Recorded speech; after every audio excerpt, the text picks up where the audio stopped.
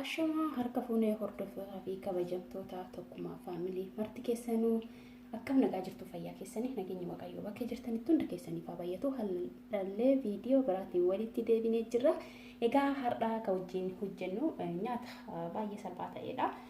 Wajjin hojjenna jechuudha.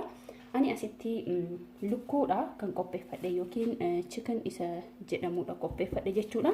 Ani garuu qopheesseeti kan fide wantoota irraa qopheesse immoo waliin laalla jechuudha. Asitti irdii qaba. Irdii maankaa shaayii tokko itti godhadhee jira. Asitti black pepper yookiin immoo qondo barbarree isa filfil aswad jedhamu san isa nan qaba. Isallee maankaa shaayii tokko itti fayyadamee jira. Asitti black akkuma argitan paprika jedhama yookiin immoo qaaree faranjii kan jedhamu san daakuu isaati paawudarii isaa fayyadame isa shorbaa maankaa tokkoo fi gimmaashatti fayyadamee jira. Asitti sooyaa soos isa jedhamu kana fayyadamee jira jechuudha. Isa gammitimaa itti buuse asitti loomii gimmaasha itti fayyadamee jira. Olive oil zayitii itti fayyadamee jira jechuudha. Kanniin ka itti godhe qullubbii adii itumee isa itti godhee jira. Egaa isin qabamoota kanneen keessaa ka qannastanii soo barbaadan qannasuu hin dandeessanii ka itti eeda mullee hoo jiraate eeda hin dandeessan jechuudha. Anaala kanaan eeda godhee akkanatti tallaaja keessa bulchee jira jechuudha. Egaa isa kana fakkaata. Akkana godhee bulchee jira tallaaja keessa. Egaa amma garuma hojiitti deemna. Itti aansuudhaan kan qopheeffadhe asitti dinnicha namni hin beekne hin jiru isallee akka hojiin nutti hin guddannee fi faaqee dhiqee qopheesseetiin kan qabadhee dhufe jechuudha. Egaa amma gara walitti fiduutti deemna. Asitti immoo sahaanii oofanii galuu qopheeffadheera. Asitti chikinii hanqoo tokko tokkooni as keessaa baasaati as keessa godha. Hunda isaa akkana godhee walitti deebina. Kunoota akkuma argitanii haala kanatti buufadhee fixeera. An akkanatti mummuree jira akka qamamii isaa kulbatti keessa naa galuuf jechuudha. Egaa akkanatti itti xumuradhee jira keessa godhadhee. Itti aansuudhaan qimamii asuma keessa jiru waan biraattiin buusu dinnichaa buusa qimamii biraattiin dabalu jechuudha. Soogidda qofa laalee itti dabala. Soogidda illee edatti godhee jira garuu amma dinnichaa kanaaf naan geenne laaleetiin itti dabaladha jechuudha. Okay, amma akkuma argitanii kun dinnichaallee qimamii biraa ittiin buufne isuma sanii waliin ga'ee itti buufadhee tolfadhee jira. Isin barbarree habashaallee itti fayyadamuu hin dandeessanii ani jechuudhaaf waan ta'eef barbarree habashaatti fayyadame jechuudha. Isaan kanneen itti fayyadame. Egaa asitti waraqaa daabboo hin qaba. Asitti tokko kan jedhamu hin qaba. Garuu ani isa kana jala hin aansu waraqaa daabboo kana jala aansa sababni isaaf inni kun akka waan silkii ho'i waan ta'eef nyaatarra akka oolu hin barbaadu yeroo kamiyyuu isa kana akkana godhee harka kootiin akkan barbaadinaa ajajamuuf jechuudha. Akkana godheen booda addaan diiggadha.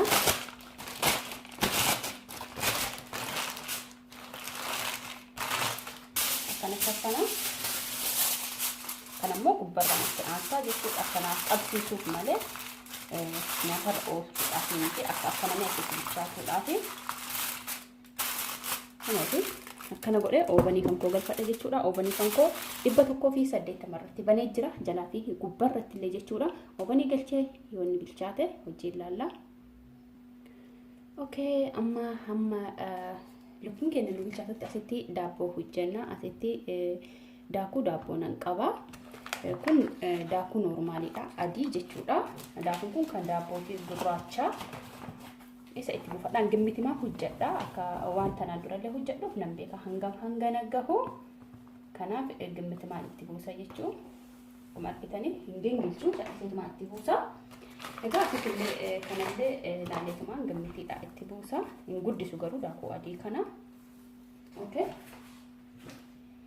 Itti aansuudhaan immoo asitti sukkaara shorbaa maankaa 2 godhadha. Itti aansuudhaan kaameraa itti buufadha. Kaameraa namni hin beekne jiru kaameraa daabboo.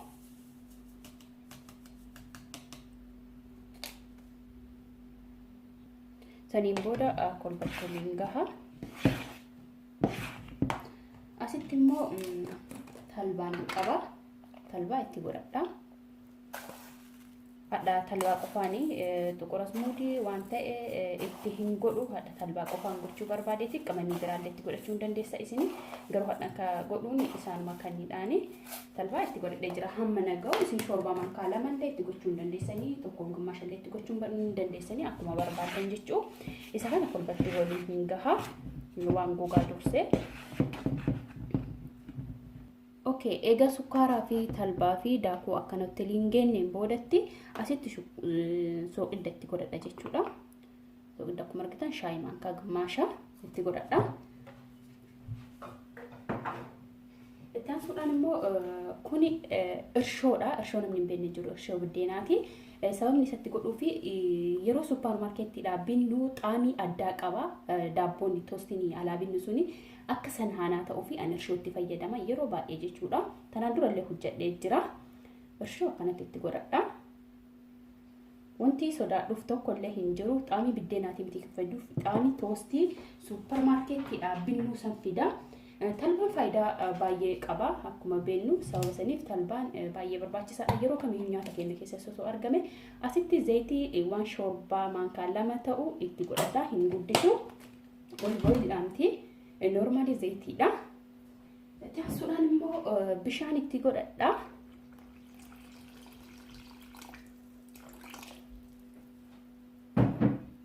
Okay, saniin booda ani maashinii kanaan bukeeffadha. Isin maashinii barbaadanii harkaanis barbaadnaan bukeeffachuu hin dandeessanii. Harkaanis baay'ee salphaadha. Garuu ani amma kanaan bukeessuu barbaada. Okay, amma akkuma argitanii hin bukeeffadha jechuudha.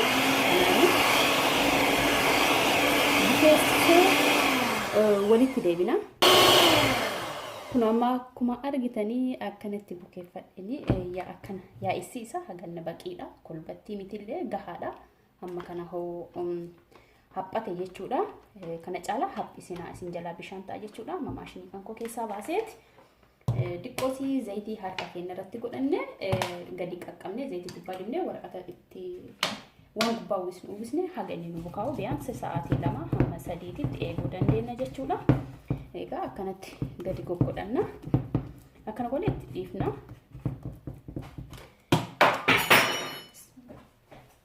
Okay. Kanneen maankaadhaniilee zuuraa isaa kaasuu hin dandeettanii daarii isaa jechuudha. Ani wanti manatti hojjedhuu fi wantoota alaa bitan kan baay'ee itti fayyadamu gatiin isaas oduma fireeshii ta'u keemikaala qabaachuu danda'a gatii ta'eef jechuudha. Maqoyyaa yookiin immoo tursiisaadhaaf jedhaniiti wantoonni keemikaala itti godhanii jira. Suniin immoo fayyaa keenyaaf yeroo baay'ee yeroo itti fayyadamnu baay'ee bareedaa miti jechuudha. Kanaaf hamma dandeessanii osoo mana keessan keessa hojjettanii waan tokko nyaattanii baay'ee bareedaa fireeshiidha akka keessanii hojjettanii waan itti gootan beektan waan ta'eef kanaaf yeroo baay'ee amma kan koo keessatti waa hundaayyuu gochuudhaaf yaadii godha jechuudha. Egaa kanaaf lixii koo akkanatti bukeeffadhee jira. Amma gubbaratti waan ta'e qadaadadhee waan na barbaachisu saniin booda immoo hanga na bukaa'utti eega saniin booda walitti deebina. Okay, kunoo amma walitti deebinee jira. Lixiin kiyyaa haala kanaan akkanatti bukaa'ee jira. Kiisii kolbatti bukaa'eera. Egaa kiisii irraa baasaa haaluma kanaan itti qadaade jechuun isaan booda asitti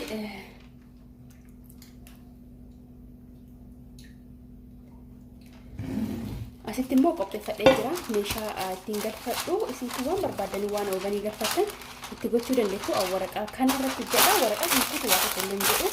Daarii isaa gochuu akkanaa gahu akkanatti godha. Egaa maal godhaa lixii kan koo harkaan koo bishaaniin tuqataa takka lixiin harkaan hin qabne irratti gaggalabaxadha. Baay'ee salphaadha. Wanti akkana ta'e bukaa'ee jira. Akkuma argitan. Kun amma akkuma argitan itti buufadhee akkana gadi qaqqabadhee jira. Diqqoosii zayitii harkaan koo dibadhee harkaan koo nan qabne akkana godhee jira. Egaa odoo oovaniin galchin daqiiqaa 10 akkanumatti bakkeetti dhiisa jechuudha. Bakkeetti diqqoosii ol naafi ol ka'u saniin booda immoo oovanii galfadha. Oovanii kan koo 150 irratti banee jira. Jalaaf gubbarratti illee jechuudha. Yeroo tokko bilcheessa yeroo inni bilchaate immoo Okay, kunooti amma nyaata keenya geessine walitti deebinee jirra. Akkuma argitanii asitti ani kan ittiin nyaadnu kanaanii asitti ruuzii hojjedhee jira. Akkuma argitanii ruuzii asitti hojjedhee jira. Ruuzii garuu wajjin inni kan hojjenne isiniin jedha. Asitti immoo lukkuun keenyallee kunoo akkuma argitanii haala kanaan kolbatti nuuf bilchaatee jira. isin mudhata jedhee abdiin qaba. Kolbatti bilchaateera.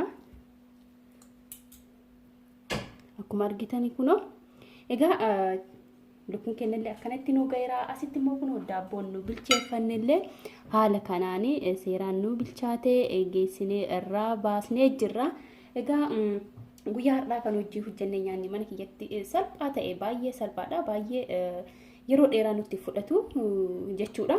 Yooma san holoonta jiru hunda walitti goggone yooma san misaa kennaaf dhiyeeffachuu hin dandeenya. Nyaanni kun misaadhaafis isinii ta'uu danda'a. Cireedhaafis yookiin irbaataafis ta'uu hin danda'a jechuudha. Egaa haala kanaa walii hojjennee finnee jirra. Horroonni maatii kootiif haarawwataa ta'an subscribe gochuudhaan gara maatii kootii akka dabalamtan kabajaadha. Isin gaafadha. Maatiin koo haaromni share like subscribe gochuudhaan akka na bira dhaabattan kabajaadha. Asuma isin gaafadha.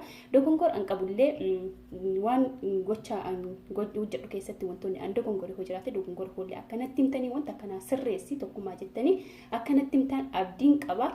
Jabaadhu qofa osoo hin ta'in dogongora jirullee namatti himanii namni irraa bara jechuudha. Kanaafuu dogongora jirullee akkanatti himtan asumaan abdiin qaba kabajaadha. Isin gaafadha jechuudha. Viidiyoon koo kan guyyaa har'aa isa kana fakkaata. Hamma viidiyoo biraatiin walitti deebinee nageenyi keessan bakkuma jirtanitti isiniif haa baay'atu isiniin jecha asumaan ciao.